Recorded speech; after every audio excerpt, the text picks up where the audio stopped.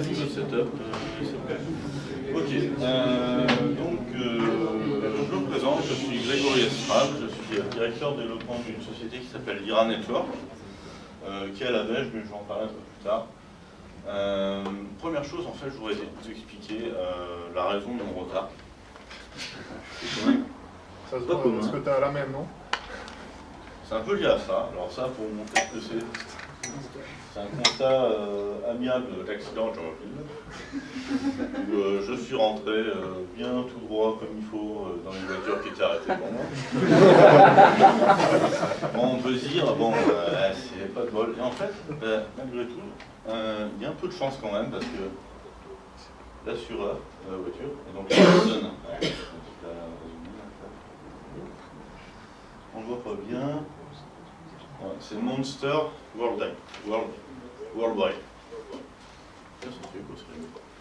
Donc en fait, je suis rentré dans la voiture d'une personne qui travaille chez Monster. Et donc on a discuté, en plus c'était son anniversaire. Donc je me suis débrouillé à faire une petite... Oui? Vous pouvez parler plus fort s'il vous plaît? D'accord. Je vais faire un petit coup à boire pendant qu'on a rempli le constat amiable. Et il m'a dit que Monster, ils expérimentaient une nouvelle plateforme de recrutement. C'est-à-dire, outre le recrutement classique, on poste, on annonce, enfin, c'est soit son annonce, soit son CV sur Monster. Donc ça sera quelque chose de plus centralisé sur en fait ce que font les gens sur GitHub, ce que font les gens sur Stack Overflow, etc. En fait, on va dire des méthodes de recrutement qui sont plutôt courants outre-Atlantique, mais qui ont du mal à percer un petit peu en France.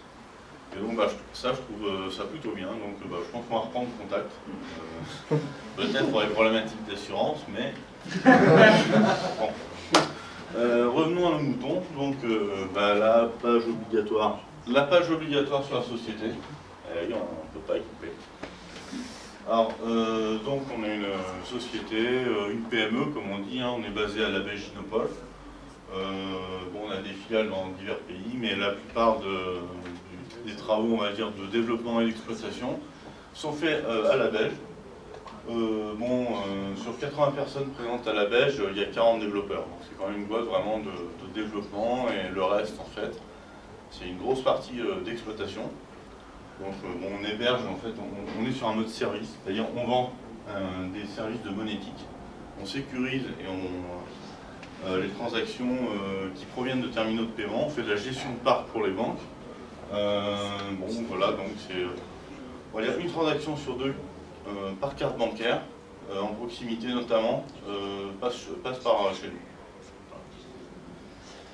Et enfin, on s'est lancé dans une solution de paiement qui s'appelle Payzen, qui est une plateforme de e-commerce. Je sais que les expériences des uns et des autres avec les plateformes de e-commerce n'ont pas toujours été... on va essayer de faire un peu mieux, enfin en tout cas on va vous demander votre avis sur des choses qu'on est en train de faire. Alors j'ai mis pour le e-commerce, et plus. Alors, plutôt que vous parler de la société, je préférais dire, on va prendre une étude de cas. On va parler de Lyra Pizza, ça tombe bien, c'est le menu ce soir.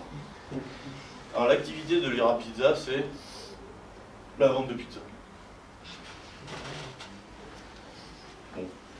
Alors, qu'est-ce que souhaite un vendeur de pizza? Il peut vouloir vendre ses pizzas via son site internet, donc accepter du paiement via un site web. Là, on est dans le e-commerce classique. Il peut vouloir accepter des paiements via une application Android. Ou iOS, on va parler plutôt Android. Accepter les paiements en proximité, donc avec un lecteur de carte bancaire. Et le quatrième point est peut-être un peu obscur. Accepter les paiements en proximité, mais via le site web. Aïe. On va voir que c'est possible. Alors là, en fait, ça tombe bien, en fait, que je sois arrivé en retard, parce que j'ai cru comprendre que in-app purchase, des fois, c'était un peu compliqué. Nous, on fait du paiement, on prend des moyens de paiement genre PayPal, on prend la carte bancaire, on prend l'American Express, on comprendre un certain nombre de choses.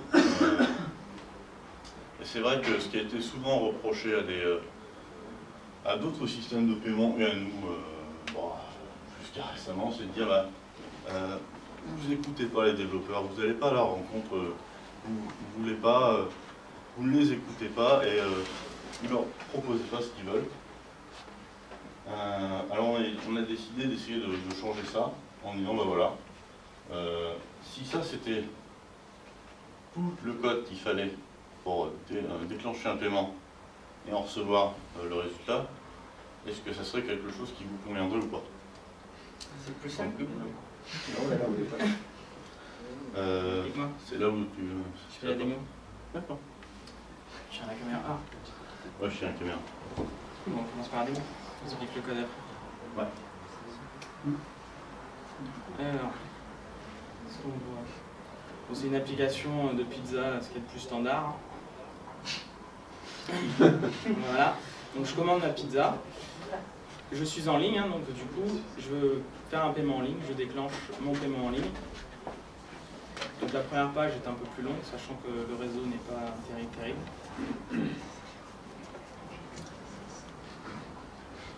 Je vais tester. Voilà, ça y est, les URL arrivent. Donc voilà, donc là on a le paiement. Donc là on est en page de test. Donc je vais choisir une carte bleue que je vais pré-remplir. Vérifier que c'est bien la première. Mais bon, normalement dans la version basique, on n'a pas la partie en bas, on rentre son numéro de carte bleue, etc. On valide. Donc là il y a tout ce qu'il fait, le 3D Secure qui intervient derrière.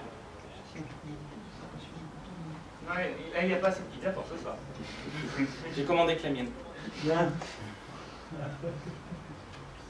Pour ça, là, on demandait avant s'il commandait pour tout le monde ou...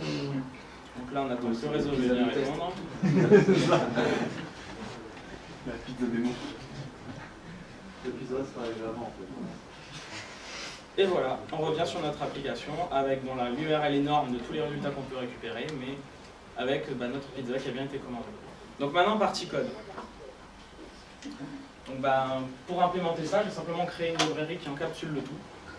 Cette librairie, il suffit juste elle contient une class manager où il faut juste lancer le paiement, qui va lancer une activité qui va faire tout ce qu'on a vu après. Cette activité, pour fonctionner, elle a besoin de quoi? Du montant qu'on veut récupérer. Le shop ID, le customer name et le customer email sont faits quand on crée le compte du coup, chez PZ. Donc le marchand crée son compte, il récupère ces trois éléments, il lance son paiement. Donc là, c'est un paiement simple. Je veux dire, c'est un paiement, on part du principe que c'est en euros. Il y a plein de paramètres qui peuvent être accompagnés, être en complément. Mais bon, là, la version simple, c'est on prend sur un principe d'euros avec une CB. Derrière, dans notre activité, il faut qu'on récupère le résultat. Plutôt que d'avoir une pile de trucs à gérer, de dire est-ce que je récupère bien telle variable, etc. J'ai simplement rajouté une méthode onActivityResult. Donc la même classe, on lui transmet l'onActivityResult avec tout ce qu'on a là-dedans. Et moi après, dedans, je parse toutes les datas et je vous renvoie soit un success en callback, soit un failure avec une exception qui explique pourquoi ça n'a pas marché, tout simplement. Et après, c'est magique. Si ça a marché, vous faites ce que vous voulez. Si ça n'a pas marché, vous pouvez afficher le message de l'utilisateur comme quoi ça n'a pas marché. Et comme c'est bien un activity result, si le truc plante et que ça revient derrière, votre application reviendra bien sur l'unfail. Voilà tout simplement pour le tableau. Ouais.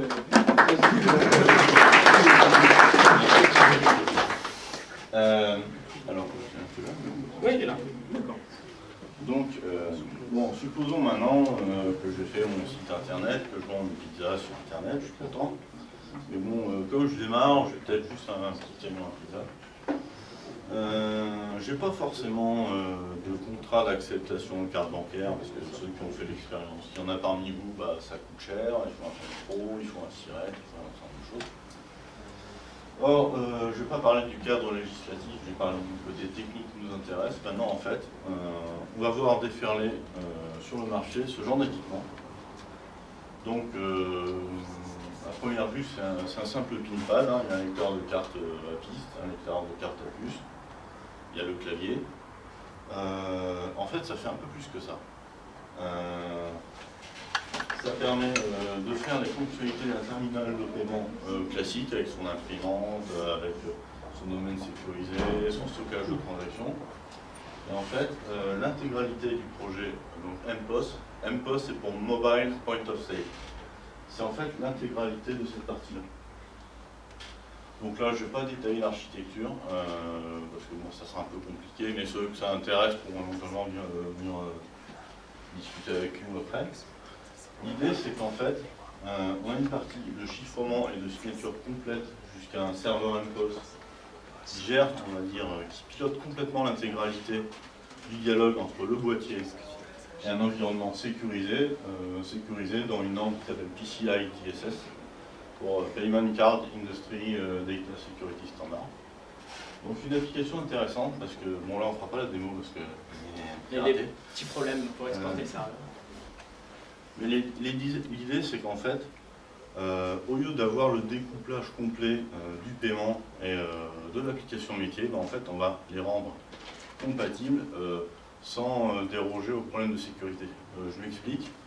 Si vous allez dans un restaurant, en général vous avez le serveur, la serveuse qui a son application métier, donc de prise de commande. Et quand on arrive au moment du paiement, bougez pas, je vais chercher la machine. Le paiement, c'est le truc à part parce que bah, ça c'est norme de sécurité, c'est un peu compliqué, etc. Avec ce type d'architecture et de technologie, en fait, on peut continuer à avoir l'application métier développée sur Android, comme celle-ci, qui communique avec ce qu'on a appelé le dongle et le serveur de paiement. Bon, les échanges sont un peu compliqués. En fait, c'est complètement sécurisé parce qu'en fait, la sécurité, elle est là, et elle est là. Et ici, en fait, le principe, c'est on ne truste pas à aucun moment ce qui est installé ici. Donc, ce qui rend, on va dire, l'approche un peu différente. Et surtout, ça, c'est le dernier point, en fait, Voilà, c'est ça. Accepter les paiements de proximité via son site web. Je veux dire, c'est un peu bizarre. Et en fait, il se trouve qu'un certain nombre de commerçants qui ont des magasins physiques, ils se disent, mais après tout, moi j'ai mon site web, j'ai mon site physique, j'ai mes articles, je ne les ai pas forcément en stock, etc. Parce que stocker, si je vends des iPhones, si je vends des Nexus, stocker tous les modèles comment ça s'appelle, de cover là. Protection. De protection qui valent 1,50 €, ça ne m'intéresse pas.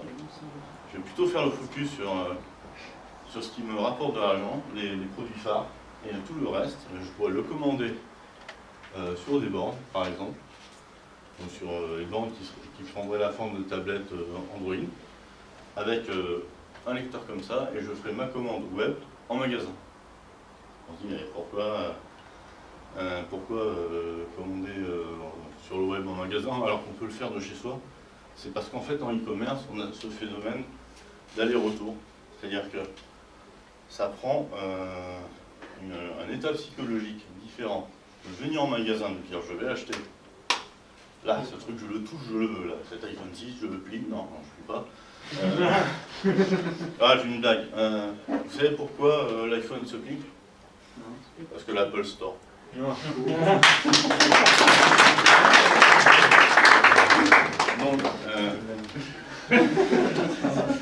il est temps. Un peu au montage. Donc, On le perd. donc voilà, quand j'ai l'objet dans les mains, je suis prêt à acheter la housse, etc., le porte, l'oreillette et tout. Si je peux le faire directement sur place, avec ma carte, j'ai la sécurité d'une transaction qui est faite avec sécurisation avec le PIN code. Donc avec, on va dire, minus tous les problèmes de garantie de paiement, etc. qu'on peut avoir en e-commerce, moins la fraude en fait. Et après la ruse, c'est soit je me fais livrer chez moi, soit le magasin propose de faire livrer chez lui. Et donc je provoque le retour en magasin. Donc du site web, je peux provoquer le retour en magasin, la commande à distance, la commande en proximité. Et en fait, après, si je enroule ça avec de la fidélité, etc., on a pour la même application web, et c'est ça qui est important, c'est la même application, on peut faire du store physique et du store online. Et ça peut être une alternative au TPE classique qui est en magasin. Enfin, Tout à fait. C'est un concurrent de concurrent des banques. Non, on n'est pas concurrent des banques parce que les banques sont à l'initiative de ça. Et pourquoi elles sont à l'initiative de ça? C'est parce que les banques, elles veulent concurrencer PayPal. Elles disent, nous, on va faire mieux que PayPal en proposant la proximité en plus du commerce. C'est un concurrent de Square, c'est aux États-Unis. Voilà, bah Square, c'est bon, aux États-Unis, effectivement, ça fait des années qu'ils font ça. Alors pourquoi ils font aux États-Unis et pas en France? Pourquoi ça ne vient que maintenant en France? C'est à cause de la réglementation OMV et les réglementations carte bancaire qui sont vraiment drastiques. C'est-à-dire Square, c'est de la piste. Alors lecture de piste. Pinpad, c'est dit sur un device sur lequel l'interception des touches n'est pas forcément éliminée. En France, c'est interdit. C'est-à-dire, ça, le clavier lui-même est soumis à un agrément. C'est-à-dire, pour l'instant, on n'est pas prêt, en France et dans un certain nombre de pays européens, à faire taper le code PIN sur la tablette directement. Bon, après, effectivement, en vitesse de business, etc., aux États-Unis, ils sont en avance, mais par contre, si on compare les taux de fraude, ils n'ont pas vraiment de leçons à donner. On est bon Ouais. Voilà, merci. Merci.